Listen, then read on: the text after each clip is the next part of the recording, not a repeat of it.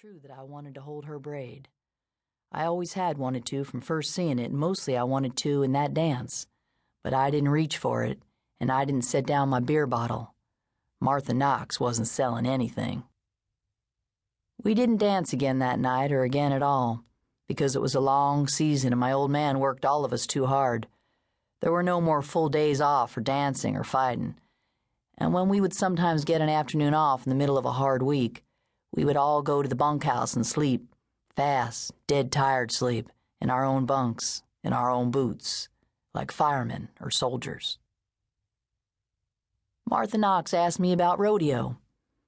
Crosby says it's a good way to get made dead, she said. It's the best way I know. We were facing each other across the short pine fire, just us, drinking. In the tent behind Martha Knox were 5 hunters from Chicago, asleep or tired, mad at me for not being able to make them good enough shots to kill any of the elk we'd seen that week. In the tent behind me were the cook stoves and the food and 2 foam pads with a sleeping bag for each of us. She slept under horse blankets to be warmer, and we both slept on the jeans we'd be wearing the next day to keep them from freezing.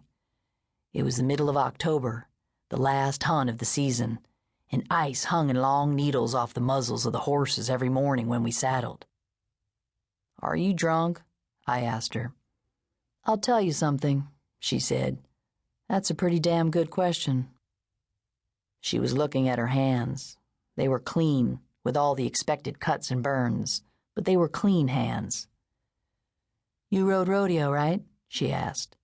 "One time too many," I said. "Bulls?" "Broncs." "Is that why you get called Buck?"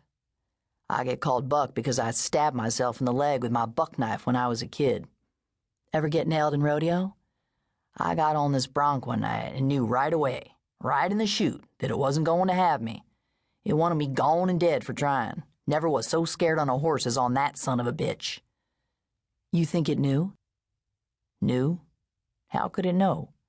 "Crosby says the first job of a horse is to figure out who's riding it and who's in charge." "That's my old man's line.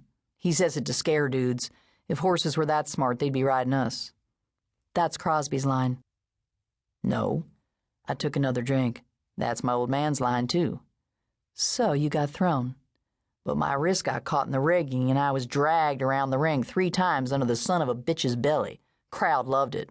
Horse loved it. Put me in the hospital almost a year." "Give me that." She reached for the bottle. "I want to ride broncs," she said. "I want to ride rodeo."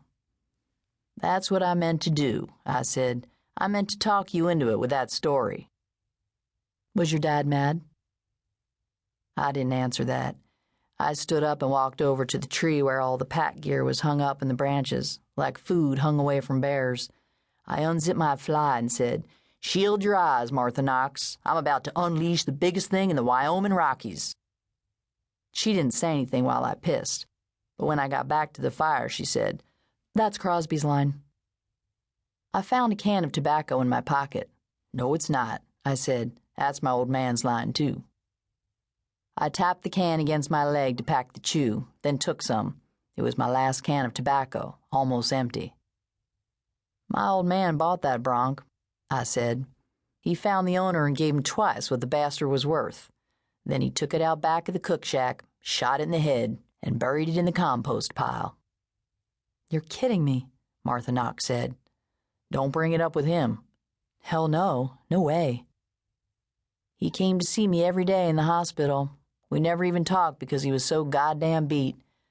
He just smoked. He'd flick the cigarette butts over my head and they'd land in the toilet and hiss out. I was in a neck brace for a bunch of months and I couldn't even turn my head and see him. So damn bored. Just about the only thing I lived for was seeing those butts go flying over my face to the toilet." "That's bored," Martha Knox said. "My brother Crosby showed up sometimes too, with pictures of girls." "Sure. Well, that was okay to look at too." "Sure.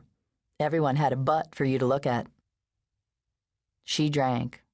I took the bottle, passed it back, and she drank more. There was snow around us. There had been hail on the day we rode in and snow almost every night. In the afternoons, big patches of it would melt off in the meadow and leave small white piles like laundry.